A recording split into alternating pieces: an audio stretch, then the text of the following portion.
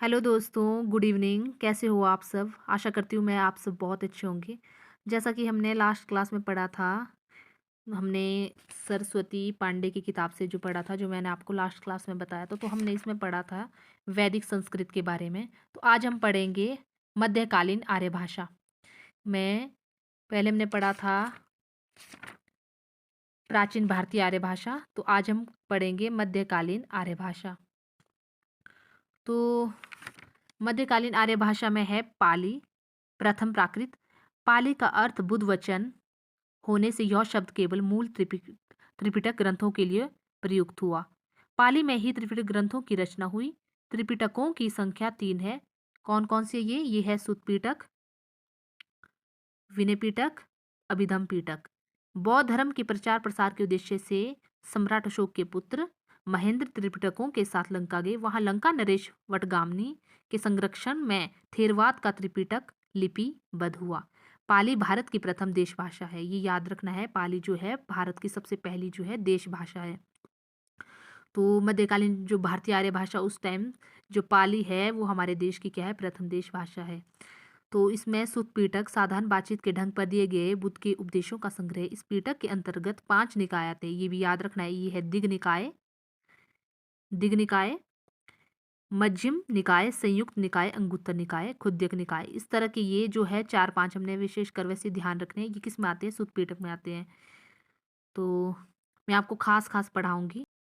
विनय पिटक में बुद्ध की उन शिक्षाओं का संकलन है जो उन्होंने समय समय पर संघ संचालन को नियमित करने के लिए दी थी। विनय पिटक में निम्नलिखित ग्रंथ है: महावग, चुल्वक, पाचित्य, पाराजित और परिवार। तो और इसमें है इम्पोर्टेंट, जिसे मैंने यहाँ पर अंडरलाइन करा है, तो आप इसको भी देख सकते हो जो जो मैंने अंडरलाइन करा है। पाली में त्रिपिटक साहित्य के अलावा अटकथा साहित्य, मिलिंद पन्नो, दीपवंश, महावंश आदि ग्रंथ भी अपना महत्वपूर्ण स्थान रखते हैं। उस टाइम जो पाली में है उस टाइम अटकथा साहित्य लिखा गया था। मिलिंद पन्नो, दीपवंश, महावंश आदि ग्रंथ भी अपना महत्वपूर्ण जो है स्थान रखते थे। और जो ये है ये वर्मा, लंका, तिब्बत, चीन आदि देशों पर इसका विस्तार था। और इसमें है पाली भाषा के 3 व्याकरण ग्रंथ उपलब्ध है, जो कच्चायन व्याकरण, मोगलान व्याकरण और सदनीति व्याकरण में ये लिखे गए थे। जो पाली का जो व्याकरण है, 3 व्याकरण है इसके: कच्चायन व्याकरण, मोगलान व्याकरण, सदनीति व्याकरण। जो पाली भाषा में लिखे गए से ये याद रखना आपने, कच्चायन व्याकरण है, मोगलान है और सदनीति है। कच्चायन व्याकरण के रचयिता महाकच्चायन माने जाते हैं। कालक्रम में यह सबसे पुराने सर्वप्राचीन पाली व्याकरण है, ये याद रखना। जो सबसे पुराने हैं पाली भाषा में, तो कौन वो व्याकरण थे? कच्चायन के महाकच्चायन। तो महाकच्चायन माने जाते हैं। कच्चायन व्याकरण को कच्चायन गंध या सुसंधि कब भी कहा जाता है, ये भी शायद आ सकता है पेपर में, भी याद रखना आपने। तो मोगलान व्याकरण के रचयिता मोगलान है। इन्होंने ही इस प्रवृत्ति और पंचिका लिखी है। मोगलान व्याकरण पाली व्याकरण में पूर्णता तथा गंभीरता से सर्वश्रेष्ठ व्याकरण है। इसमें 817 सूत्र है। सदनीति व्याकरण के रचयिता बर्मी भिक्षु अंगवंश थे। ये अंग पंडित रीते भी कहलाते हैं। सदनीति व्याकरण में 3 भाग पदमाला, धातु और सूतमाला, 27 अध्याय तथा 1391 सूत्रों में निबद्ध है। तो फ्रेंड्स यहाँ पर जो है मैंने अंडरलाइन करे जो खास खास, उनको आप अच्छे से देख लेना, क्योंकि इसमें से ज़्यादा ये पूछा जाता है कि पाली में त्रिपिटक साहित्य के अलावा अटकथा, मिलिंद पन्नो, दीपवंश, महावंश आदि आते हैं। और जो है पाली भाषा के जो 3 व्याकरण है इसको आप खास कर याद रखना है: कच्चायन व्याकरण, मोगलान और सदनीति। ये ज़्यादा याद रखना है। तो नेक्स्ट मैं ले चलती हूँ आपको। तो मैं आपको वैसे स्टार्टिंग से जो करवा रही हूँ ना, तो आप इसमें थोड़ा थोड़ा जो इम्पोर्टेंट उनको आप अंडरलाइन कर सकते हो, लिख सकते हो, आप उसके नोट्स बना सकते हो जो इम्पोर्टेंट है, जिसे मैंने अंडरलाइन करा है। जैसे यहाँ पर है पाली भाषा के प्रदेश को लेकर विद्वानों में काफ़ी मतभेद है। जैसे यहाँ देखो, विद्वान और पाली भाषा प्रदेश। विद्वानों में श्रीलंकाई बौद्ध तथा चाइल्ड्स, ये पाली भाषा, इनका प्रदेश कौन सा था? मगध। वेस्टरगार्ड तथा स्टेनकोनो उज्जैनी या विंध्य प्रदेश। ग्रियर्सन व राहुल जो विद्वान थे, उन्होंने किस भाषा में पाली भाषा जो प्रदेश था उनका वो कौन सा था? मगध, वो मगध से थे। और इसमें आता है सुनीति, जो इम्पोर्टेंट है ये क्या, सुनीति कुमार चटर्जी, तो इनका मध्य देश की बोली। देवेंद्र शर्मा, मथुरा के आसपास का भूभाग। उदय नारायण तिवारी, मध्य देश की बोली। तो इस तरह से ये पूछे जाते हैं। और इसमें खासकर ये है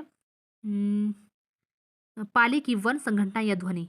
पाली की प्रसिद्ध व्याकरण जो है कच्चायन है। तो कच्चायन के अनुसार पाली में 41 ध्वनियां होती है तथा मोगलान के अनुसार पाली में 43 ध्वनियां होती है। तो आप इस तरह से इसे याद रख सकते हो, जैसे कि कच्चायन में 41 ध्वनियां होती है और मोगलान में 43 ध्वनियां होती है। तो कच्चायन के अनुसार पाली में 8 स्वर 33 व्यंजन होते हैं, मोगलान के अनुसार 10 स्वर और 33 व्यंजन होते हैं। और ये इंपॉर्टेंट है, इसको आप अच्छे से याद कर लेना। अब नेक्स्ट में चलते हैं। नेक्स्ट में यहाँ पर है प्रथम प्राकृत के अंतर्गत, जहां पर मैंने अंडरलाइन करा है, प्रथम प्राकृत के अंतर्गत ही अभिलेखी प्राकृत या शिलालेखी प्राकृत भी आता है। इसके अधिकांश लेख शिला पर अंकित होने के कारण इसकी संज्ञा शिलालेखी प्राकृत हुई। द्वितीय प्राकृत मध्यकालीन आर्य भाषा का प्राकृत भी कहा गया है। प्राकृत की व्युत्पत्ति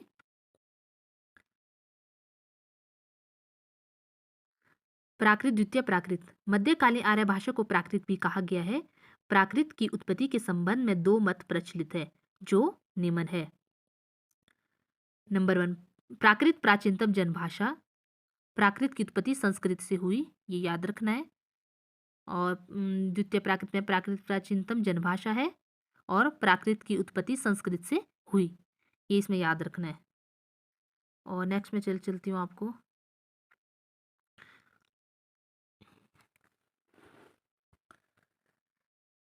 भरत मुनि ने अपने नाट्य शास्त्र में 7 मुख्य प्राकृत तथा 7 गौण विभाषा की चर्चा की, जो अग्रांकित है। जैसे यहाँ पर जो है मुख्य प्राकृत गौण विभाषा मागधी, शाबरी, अवंतिजा, आभीरी, प्राच्य, चांडिली और सुरसेनी, सचरी, अर्धमागधी, द्राविड़ी, बाहलिक, उदरचा, दाक्षिणात्य, वनेचरी। प्राकृत व्याकरणों में सर्वप्रथम नाम वररुचि का आता है, ये याद रखना मित्रों। प्राकृत व्याकरणों में सर्वप्रथम नाम वररुचि का आता है। इनके व्याकरण का नाम प्राकृत प्रकाश तथा इसमें 12 परिच्छेद है। वररुचि ने प्राकृत प्रकाश ग्रंथ में प्राकृत भाषा के 4 भेद बताए हैं, जो निम्नांकित है। जो वररुचि ने प्राकृत प्रकाश में जो है ग्रंथ बताए वो है महाराष्ट्री, पैशाची, मागधी और शौरसेनी। इसको याद रखना है। कौन कौन से हैं? महाराष्ट्री, पैशाची, मागधी और शौरसेनी। वररुचि ने जो है प्राकृत प्रकाश में ये जो है 4 भेद बताए हैं। हेमचंद्र ने अपने प्रसिद्ध ग्रंथ प्राकृत व्याकरण में प्राकृत भाषा के 3 भेदों की चर्चा की, आर्षी, चूलिका और अपभ्रंश। ये हेमचंद्र ने करी है। वररुचि ने महाराष्ट्री, पैशाची, मागधी और शौरसेनी रखी है। और हेमचंद्र ने अपने प्रसिद्ध ग्रंथ, हेमचंद्र का जो प्रसिद्ध ग्रंथ है वो है प्राकृत व्याकरण, ये याद रखना है। कौन सा हेमचंद्र का प्रसिद्ध ग्रंथ? प्राकृत व्याकरण, जिसमें उन्होंने 3 प्रकार के भेदों की चर्चा की है, आर्षी यानी कि अर्धमागधी, चूलिका, पैशाची और अपभ्रंश। हेमचंद्र को प्राकृत का पाणिनि कहा जाता है। अपने व्याकरण के उदाहरणों के लिए हेमचंद्र ने भट्टी के समान एक द्वैश्रय काव्य की भी रचना की है। जो हेमचंद्र को क्या कहा जाता है? प्राकृत का पाणिनि माना जाता है। और अपने जो व्याकरण के उदाहरणों के लिए जो हेमचंद्र ने भट्टी के समान एक द्वैश्रय काव्य की भी रचना की है। हेमचंद्र की चूलिका पैशाची को ही आचार्य दंडी ने भूत भाषा कहा है। ये फ्रेंड्स ये हमेशा एग्जाम में आता ही है। हेमचंद्र की चूलिका पैशाची को किसने भूत भाषा कहा है? ये कहा है आचार्य दंडी ने। तो इस तरह से भी आ सकता है कि आचार्य दंडी ने भूत भाषा किसकी, इसलिए कहा है हेमचंद्र की चूलिका पैशाची को आचार्य दंडी ने भूत भाषा कहा है। किसी भी तरीके से इसको पूछ सकते हैं। नेक्स्ट, महाराष्ट्र को प्राकृत व्याकरणों ने आदर्श पर निष्ठित तथा मानक प्राकृत माना है। इस प्राकृत का मूल स्थान महाराष्ट्र है। डॉक्टर हार्नले के अनुसार महाराष्ट्र का अर्थ महान राष्ट्र की भाषा है। महान राष्ट्र के अंतर्गत राजपूताना तथा मध्य प्रदेश आदि आते हैं। भरत मुनि ने दक्षिणात्य प्राकृत भाषा का भेद महाराष्ट्र के लिए ही किया है। और यहाँ पर है, आचार्य दंडी ने अपने प्रसिद्ध ग्रंथ काव्यदर्श में महाराष्ट्री को सर्वोत्कृष्ट प्राकृत भाषा बतलाया है। जो आचार्य दंडी है उनका कौन सा ग्रंथ है? काव्यदर्श है। उसमें काव्यदर्श में महाराष्ट्री को है सर्वोत्कृष्ट प्राकृत भाषा बताया है आचार्य दंडी ने। महाराष्ट्री प्राकृत में लिखी गई प्रमुख साहित्यिक कृतियां निम्नांकित है। राजा हाल कृत गाहा सत्सी, राजा हाल की कौन सी है? गाथा गाहा सत्सी यानी कि गाथा सप्तशती। और हेमचंद कृत कुमारपाल चरित। शौरसेनी प्राकृत मूलतः शूरसेन या मथुरा के आसपास की बोली थी। मध्य देश की भाषा होने के कारण शौरसेनी का बहुत आदर था। यो मध्य देश डॉक्टर पिशेल के अनुसार इसका नाम दक्षिण में हुआ। इसमें कुछ खास नहीं। और लास्ट में देखते हैं यहाँ पर विद्वान और शौरसेनी प्राकृत का आधार भिन्न भिन्न बताया है जो निम्नलिखित है। विद्वान शौरसेनी का आधार वररुचि, शौरसेनी का आधार संस्कृत है। और यहाँ पर वररुचि ने शौरसेनी प्राकृत को ही प्राकृत भाषा का मूल नाम माना है। प्रकृता शौरसेनी प्राकृत प्रकाश। पैशाची प्राकृत को पैशाची का ग्राम्य भाषा भूतभाषा भूतवचन भूतवासी आदि नामों से पुकारा जाता है। ये याद रखना, पैशाची प्राकृत को किन किन नामों से पुकारा जाता है? पैशाची का ग्राम्य भाषा भूतभाषा भूतवचन आदि नामों से बुलाया जाता है। तो ये आपने इसको याद करना है। तो मैं फ्रेंड्स आपको मेन इसमें बता रही हूँ जो इसमें कि कहीं 2-3 नंबर के कहीं क्वेश्चन आ गए तो 1-2 नंबर के कोई और, इसलिए मैं स्किप नहीं करना चाहती हूँ, इसलिए मैं इंपॉर्टेंट आपको बताई जा रही हूँ। तो नेक्स्ट में चलते हैं। इसमें है जॉर्ज ग्रेसन, डॉक्टर पिशेल के अनुसार इसका नाम दक्षिण में हुआ। इसमें कुछ खास नहीं। और लास्ट में देखते हैं यहाँ पर विद्वान और शौरसेनी प्राकृत का आधार भिन्न भिन्न बताया है जो निम्नलिखित है। विद्वान शौरसेनी का आधार वररुचि, शौरसेनी का आधार संस्कृत है। और यहाँ पर वररुचि ने शौरसेनी प्राकृत को ही प्राकृत भाषा का मूल नाम माना है। प्रकृता शौरसेनी प्राकृत प्रकाश। पैशाची प्राकृत को पैशाची का ग्राम्य भाषा भूतभाषा भूतवचन भूतवासी आदि नामों से पुकारा जाता है। ये याद रखना, पैशाची प्राकृत को किन किन नामों से पुकारा जाता है? पैशाची का ग्राम्य भाषा भूतभाषा भूतवचन आदि नामों से बुलाया जाता है। तो ये आपने इसको याद करना है। तो मैं फ्रेंड्स आपको मेन इसमें बता रही हूँ जो इसमें कि कहीं 2-3 नंबर के कहीं क्वेश्चन आ गए तो 1-2 नंबर के कोई और, इसलिए मैं स्किप नहीं करना चाहती हूँ, इसलिए मैं इंपॉर्टेंट आपको बताई जा रही हूँ। तो नेक्स्ट में चलते हैं। इसमें है जॉर्ज ग्रेसन ने पैशाची भाषाभाषी लोगों को का आदिम वासस्थान उत्तर प्रदेश पंजाब तथा अफगानिस्तान को माना है तथा इसे दर्द से प्रभावित है बताया है। और नेक्स्ट इसमें है मागधी मागधी प्राकृत मगध देश की भाषा रही। मार्कंडेय ने शौरसेनी से मागधी की व्युत्पत्ति बताई है। मागधी के शाकाहारी चांडाल तथा शाबरी ये 3 प्रकार मिलते हैं। मागधी प्राकृत का प्राचीनतम रूप अश्वघोष के नाटकों में मिलता है। अर्धमागधी प्राकृत के संबंध में जॉर्ज ग्रियर्सन अर्धमागधी प्राकृत के संबंध में जॉर्ज ग्रेसन ने बताया है कि यह मध्य देश और मगध के मध्यवर्ती देश अयोध्या या कौशलबी की भाषा है। और इसमें अपभ्रंश भाषा है तृतीय प्राकृत। अपभ्रंश मध्यकालीन भारतीय आर्य भाषा और आधुनिक भारतीय आर्य भाषाओं की बीच की कड़ी है। जो ये है अपभ्रंश, ये भी याद रखना आपने फ्रेंड्स कि ये है अपभ्रंश मध्यकालीन भारतीय भाषा और जो आधुनिक भारतीय भाषाओं की जो है बीच की कड़ी, ये अपभ्रंश भाषा है। इसे याद रखना है आपने कि हमारी बीच की कड़ी कौन सी भाषा है? ये है अपभ्रंश भाषा। तो यहाँ इसमें इतना ही है। जैसे मागधी, इसमें मैंने आपको बताया मागधी प्राकृत, इसमें मार्कंडेय शौरसेनी की मागधी की व्युत्पत्ति बताई है और ज़्यादा इसमें कुछ खास नहीं है। जैनियों ने अर्धमागधी को आर्षी ऋषि भाषा या आदि भाषा नाम से भी विद किया है। और आचार्य विश्वनाथ ने साहित्य दर्पण में अर्धमागधी को चेट राजपूत एवं सेठों को, इसमें उतना खास नहीं है तो मैं आपको आगे ले चलती हूँ। यहाँ देखना फ्रेंड्स, यहाँ पर इंपॉर्टेंट है। अपभ्रंश शब्द का सर्वप्रथम प्रामाणिक प्रयोग पतंजलि के महाभाष्य में मिलता है। जो ये है ये इंपॉर्टेंट है। अपभ्रंश शब्द का, इसको जूम करती हूँ। अपभ्रंश शब्द का सर्वप्रथम प्रामाणिक प्रयोग पतंजलि के महाभाष्य में मिलता है। जो अपभ्रंश का जो है शब्दों का जो है सबसे प्रामाणिक जो है प्रयोग हमें हमें कहाँ मिलता है? पतंजलि के महाभाष्य में। और महाभाष्यकार ने अपभ्रंश का प्रयोग अपशब्द के समानार्थक के रूप में किया है। अपभ्रंश के सबसे प्राचीन उदाहरण भरत मुनि के नाट्य शास्त्र में मिलते हैं, जिसमें अपभ्रंश को विभ्रिष्ट कहा गया है।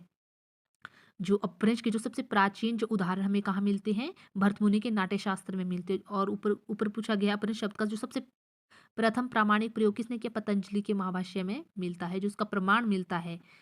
और जो है अपभ्रंश के सबसे प्राचीन उदाहरण जो मिलते हैं उदाहरण वो भरत मुनि के नाट्य शास्त्र में मिलते हैं, जिसे अपभ्रंश को विभ्रिष्ट कहा गया है। और यहाँ पर डॉक्टर भोलानाथ तिवारी और डॉक्टर उदयनारायण तिवारी के अनुसार भाषा के ने अपभ्रंश शब्द का प्रयोग चंड छठी शताब्दी ने अपने प्राकृत लक्षण ग्रंथ में किया है।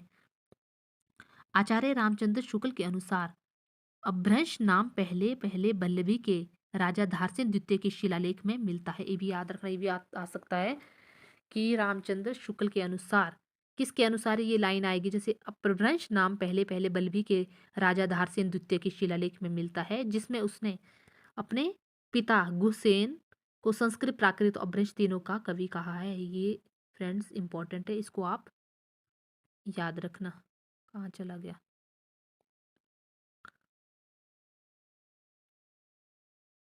ये आप इसको याद रखना। तो भामा ने काव्य अलंकार में अपभ्रंश को संस्कृत और प्राकृत के साथ एक काव्योपयोगी भाषा के रूप में वर्णित किया है। जो भामा है ना, भामा का जो है कौन सा ये है ग्रंथ उन्होंने लिखा है काव्य अलंकार। भामा ने काव्य अलंकार में अपभ्रंश को संस्कृत और प्राकृत के साथ एक काव्योपयोगी भाषा के रूप में वर्णित किया है। आचार्य किशोरी दास वाजपेयी ने अपभ्रंश को नौ नौ भाषा कहा है। ये भी एग्जाम में पूछा जाता है कि कि अपभ्रंश को नौ नौ भाषा किसने कहा है? तो आपने क्या बोलना है? आचार्य किशोरीदास वाजपेयी। क्या बताना है? आचार्य किशोरीदास वाजपेयी ने अपभ्रंश को नौ नौ की भाषा कहा है। आचार्य दंडी ने काव्यदर्श में समस्त वाङ्मय को संस्कृत प्राकृत अपभ्रंश और मिश्र इन चार भाषाओं में विभक्त किया है। आचार्य जो दंडी है उन्होंने काव्यदर्श में समस्त वाङ्मय को संस्कृत प्राकृत अपभ्रंश और मिश्र इन चार भागों में विभक्त किया है। और इसमें नेक्स्ट है आचार्य दंडी ने काव्यदर्श में अपभ्रंश को आभीर भी कहा है। ये पूछा जाता है कि किसने काव्यदर्श में अपभ्रंश को आभीर कहा है? तो किसने कहना है? तो ये कहना है आचार्य दंडी ने। आभीर आदि गिर्थ काव्येवश अपभ्रंश इति स्मृतः। तो अपभ्रंश को विद्वानों ने विभ्रिष्ट, आभीर, अवहंस, अवहट, पटमंजरी अवहट, औहट, अवहट आदि नामों से भी पुकारा है अपभ्रंश को। ये अपभ्रंश के बहुत सारे नाम है जो हमारे कौन सी कड़ी है? वैदिक संस्कृत और जो बीच की कड़ी हमें हमारी मानी जाती है वो है अपभ्रंश, जिसको बाद में नाम दिया अपभ्रंश, जिसको बाद में नाम दिया गया है विभ्रिष्ट, आभीर, अवहंस, अवहट, पटमंजरी अवहट आदि नामों से पुकारा जाता है। तो ये याद रखना। विभिन्न विद्वानों ने अपभ्रंश के निम्नलिखित भेद बताया। ये भी याद रखना, ये बहुत ज्यादा इंपॉर्टेंट है। जैसे नमी साधु ने उपनागर, आभीर, ग्राम्य। मार्कंडे ने नगर, उपनागर, ब्राचड़। याकोबी ने पूर्वी, पश्चिमी, दक्षिणी, उत्तरी। नामवर सिंह तागरे पूर्वी, पश्चिमी, दक्षिणी। नामवर सिंह पूर्वी और पश्चिमी। ये फ्रेंड्स विभिन्न विद्वानों अपभ्रंश के जो है निम्नलिखित भेद बताया है कि नमी साधु, जैसे कि स्टार्टिंग में नमी साधु को अपभ्रंश के भेद कौन कौन से बताया कि ये उपनागर की भाषा है, आभीर की है, ग्राम्य की, ये नाम उन्होंने दिए। तो मार्कंडे ने नागर, उपनागर और व्राचड़ की इसे भाषा माना है। और याकोबी पूर्वी, पश्चिमी, दक्षिणी और उत्तरी। इस तरह से सभी अपने अपने विद्वानों का जो है अपभ्रंश के प्रति ये उनका भेद है। तो इससे आपने अच्छे से पढ़ लेना है। तो यहाँ नेक्स्ट है सुनीति कुमार चटर्जी ने अपभ्रंश को भारतीय आर्य भाषा के विकास की एक स्थिति मानी। इनके अनुसार 6वीं से 11वीं शती तक प्रत्येक प्राकृत का अपना अपना स्वरूप है। तो फ्रेंड्स मैं आपको यहीं तक पढ़ाऊंगी क्योंकि 4-5 पेज मैंने पढ़ा दिए हैं। तो ये बहुत ज़्यादा इम्पोर्टेंट है, तो आप इनको अच्छे से देख लेना। तो आई होप आपको मेरी ये वीडियो अच्छी लगे। फ्रेंड्स, अगर आपको मेरी ये वीडियो अच्छी लगी तो प्लीज़ मेरे चैनल को लाइक, शेयर और सब्सक्राइब करना बिल्कुल नहीं भूलना, और कमेंट करना फ्रेंड्स कि आपको ये किस तरह की लगी मेरे नोट्स जो मैंने आपको बताए हैं। मैंने इनके नोट्स भी बनाए हैं, अगर आपको नोट्स चाहिए तो वो भी मैं आपको दिला दूँगी। तो प्लीज़ फ्रेंड्स कमेंट्स में करना, कहना कि किस कैसा आपको ये लगा, कैसे आपको ये मेरे पढ़ाने का तरीका लगा, तो मैं आपको इससे अच्छा बेटर करके दिखाऊँगी। तो फ्रेंड्स, आज की वीडियो में बस इतना ही। अब आपसे मिलते हैं कल अपने नेक्स्ट वीडियो पे, तब तक के लिए गुड नाइट, शुभ रात्रि।